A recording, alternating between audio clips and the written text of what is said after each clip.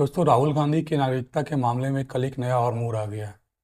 कल सुब्रमण्यम स्वामी ने ट्विटर पे एक पोस्ट शेयर किया जिसमें उन्होंने ये शेयर किया है कि वो ब्रिटिश नागरिक हैं और वो इनकम टैक्स रिटर्न का जो एक कॉपी होता है उन्होंने वो शेयर किया, जिसमें क्लियरली दिखाया गया है कि राहुल गांधी एक ब्रिटिश नागरिक के तौर पे वहाँ उनका नाम मेंशन है। हालांकि दोस्तों, ये सुब्रमण्यम स्वामी का पहली बार नहीं है जो उन्होंने राहुल गांधी की नागरिकता के मामले में उठाया है। इससे पहले 2015 में जब प्रधानमंत्री मोदी पहली बार प्रधानमंत्री बने थे तो उन्होंने प्रधानमंत्री को चिट्ठी लिखकर मसला उठाया था।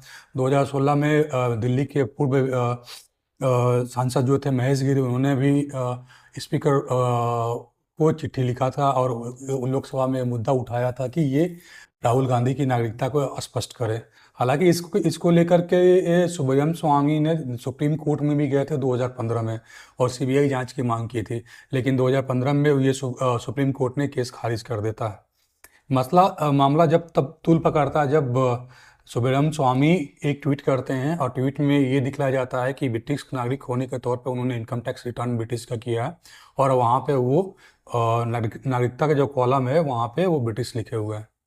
हालांकि सुब्रमण्यम स्वामी एक ऐसे पर्सन है जिन्होंने लंबे समय से राहुल गांधी की नागरिकता को लेकर के सवाल उठाया है।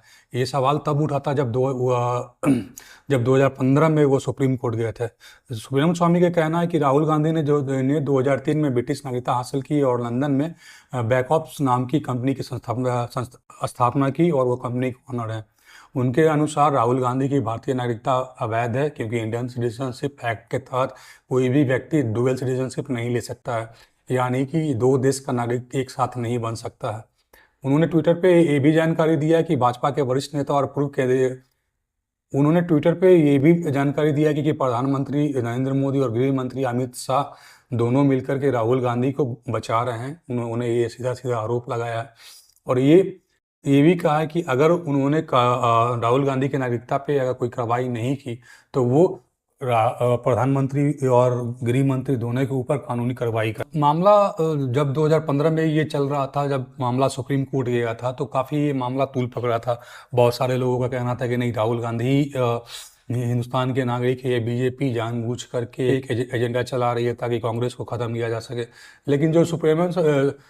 लेकिन जो सुब्रमण्यम स्वामी ने डॉक्यूमेंट पेश किया था कोर्ट में, उसके बावजूद सुप्रीम कोर्ट ने रिजेक्ट किया था, वो वाकई कंसर्निंग है। क्योंकि जैसे ही उनका जो कल की आप ट्वीट की बात कर ले, जैसे आप देख सकते हैं कि ये जो डॉक्यूमेंट पेश किया गया है, इस डॉक्यूमेंट में क्लियर तौर पे अगर ये डॉक्यूमेंट ऑथेंटिक है, हालांकि मैं इसकी ऑथेंटिक होने की गारंटी नहीं ले सकता हूँ क्योंकि ये सुब्रमण्यम स्वामी ने ट्वीट किया है, तो अगर ये ऑथेंटिक है तो वाकई में ये कंसर्निंग मैटर है क्योंकि इसमें सीधे तौर पे उनका सिटीजनशिप ब्रिटिश दिख रहा है।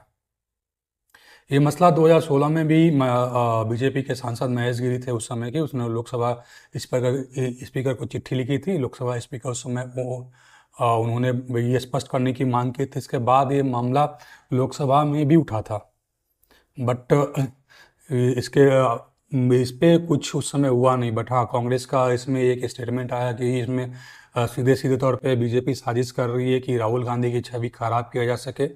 और राहुल गांधी ने सीधा ये कहा कि मैंने ना कभी ब्रिटिश नागरिक की मांग की है ना नहीं रखी है, मैं हिंदुस्तान का नागरिक हूं और हिंदुस्तान का नागरिक रहूंगा। 2017 में सुब्रमण्यम स्वामी ने एक बार फिर इस मुद्दे को उठाया था। तब इसको लेकर के तब उस समय के गृह मंत्री राजनाथ सिंह हुआ करते थे। राजनाथ सिंह को एक चिट्ठी लिखी थी और कार्रवाई करने की मांग की थी। हालांकि जितने बार सुब्रमण्यम स्वामी ने ये मसला उठाया है उतने बार ये मुद्दा तो निकल के सामने आया है, लेकिन इस पर कोई कार्रवाई नहीं हुआ है।